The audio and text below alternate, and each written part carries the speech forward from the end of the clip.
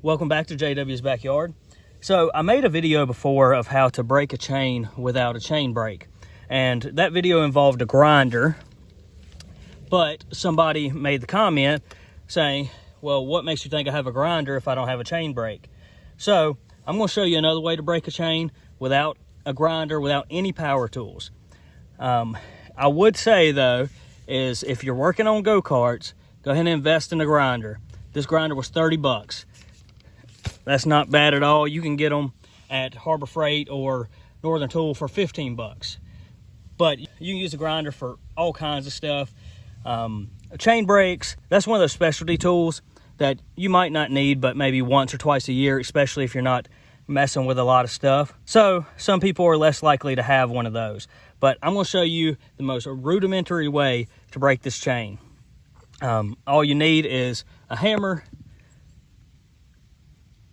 a little punch, preferably a thin one, and a socket.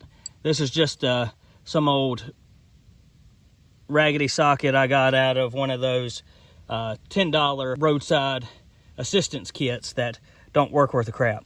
But if you have something that has a hole in it that's a little more stable, that would work much better than this, because this thing is kind of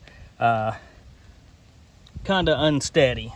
So what you're going to do is you're going to find that pin that you want to take out. You're going to center it over the hole in the socket. Now this is where you can see a socket's kind of unsteady.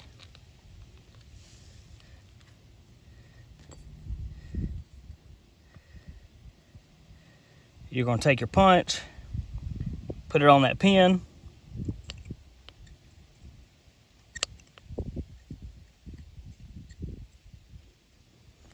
and you're going to give it a good whack. And you really got to put a little force behind it.